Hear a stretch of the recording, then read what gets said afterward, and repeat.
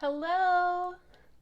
To everybody who is watching this video after I shot it live, thank you for tuning in and watching it as well. Today I am covering the Manhattan, one of my very favorite cocktails.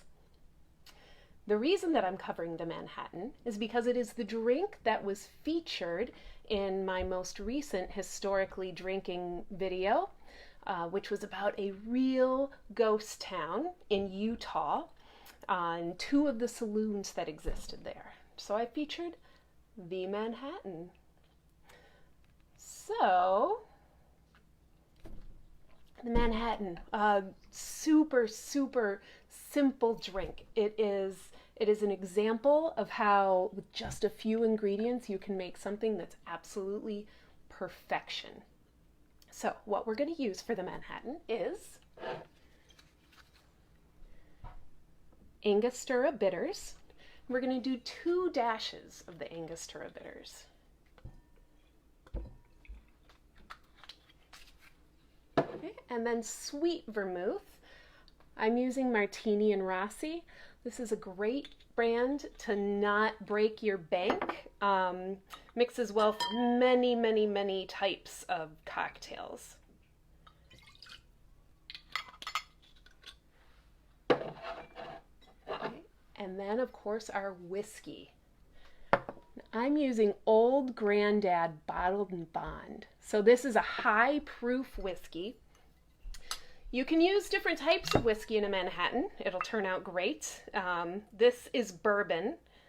The original recipe called for American whiskey, which at the point which it was invented could have meant a lot of different things. It could have meant bourbon. It could have meant rye. I love this with rye whiskey as well. If you make it with Irish whiskey, it's delicious, and then it's called an emerald. If you make it with Scotch, then it's super good, and then it's called a Rob Roy. So switch up the whiskeys in this, and you can have many different cocktails. All right, so there are all of our ingredients, all 3. That's all it takes. Okay, I'm going to stir this with some ice.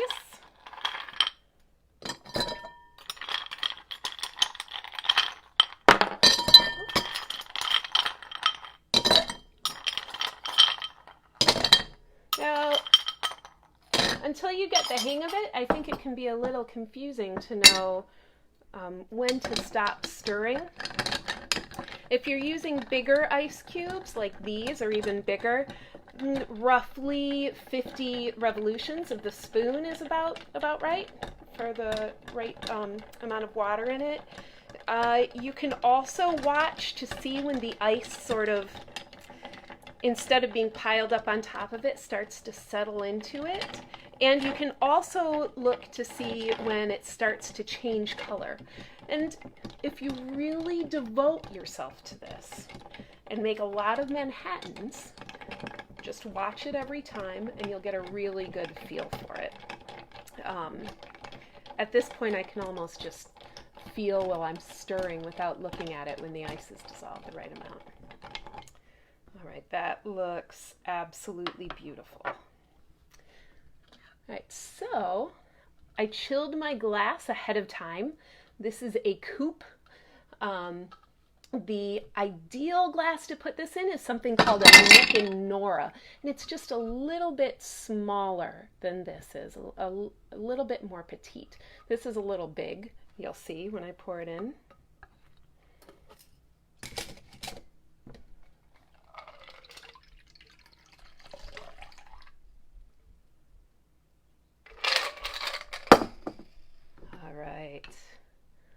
Look at that.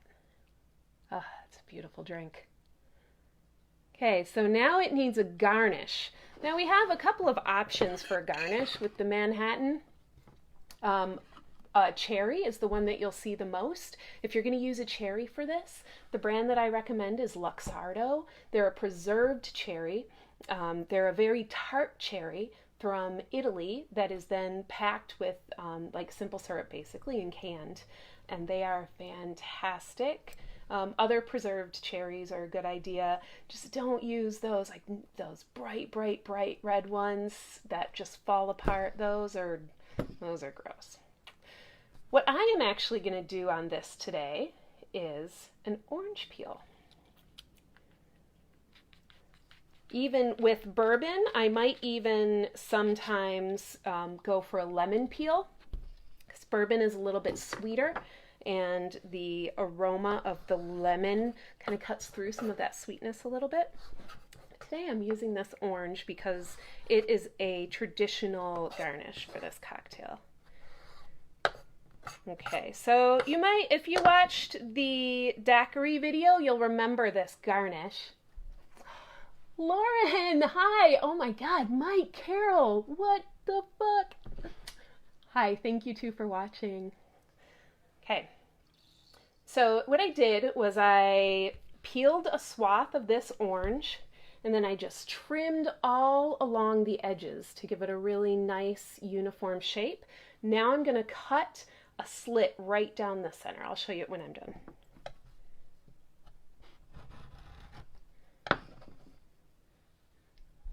All right. You see that slit, but the ends are still intact? So now, just slide it over the rim of the drink like so. So now when you drink this fantabulous cocktail, all of the odor of the oils from the orange peel are going to come into your nose and make it a beautiful experience. Let's see if it works. Huh?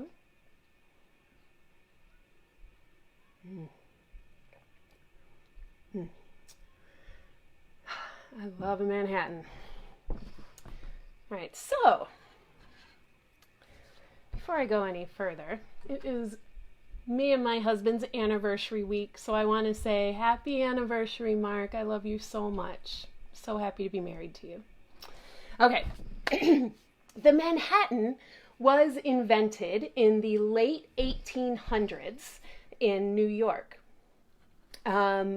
There is a little bit of, we're not certain where it came from. The most popular legend is one about a New York socialite named Jenny Jerome. She is said to have had this drink invented for a banquet that she threw for a politician. However, Jenny Jerome, whose married name was Churchill, was actually across the pond in England having her baby Winston Churchill at the time that this banquet would have been being thrown. So that legend is out the window. Hi, Courtney. Another one is that a bartender with the last name of Black invented the Manhattan at his bar, which was named the Manhattan Inn. Now, there's nothing that says, there's no proof against this legend, so it's possible and plausible. But the most likely story is that it was in fact invented at a place called the Manhattan Club, and may even have been invented for, or at least served at, a banquet for the politician that the Jenny Jerome legend came from. But again, it's not really, there's no specific evidence. The first time that we see it in print is in 1882. By 3 years later, 1885, the Manhattan was pretty much the most popular drink in the country. And it has honestly not really lost, like it's always had some amount of popularity all of these years. So what is that? 140 years that this drink has been popular. Hi, Will. Thank you for watching. Awesome. So there were it wasn't exactly necessarily this recipe in the very beginning. The very earliest recipe has something called gum syrup thrown in. There is also a variation where Luxardo maraschino is put in a small amount. The gum syrup makes it too sweet. The maraschino is actually delicious. I did not make it either one of those ways because this is sort of the accepted recipe that became really popular at the end of the 1800s and on into the future. So, there you go. The Manhattan. Now, this would have been drank in bars all across the country in the late 1800s. So, every time you make yourself one of these, raise your glass to those saloon ghosts of the old time. Cheers. All right, well, that's all I've got for you today. Thank you so much for watching. I really, really, really, truly appreciate your time. I did recently update the YouTube channel for Historically Drinking. Now there are a couple of these videos on there to watch. I'm going to be getting the rest of them on there shortly too. So please jump over there, subscribe. I need subscribers. I'd appreciate it. Also, if you like this video, share it with your friends. And I do accept tips on Venmo at Sarah L.M. Mangoni. And I would like to thank a couple of my supporters thus far. So thank you so much, Robbie and Tara.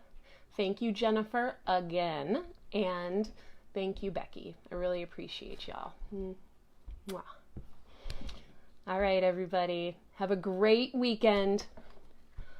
Let me know if you make yourself a Manhattan. I want to know how it turns out. Cheers.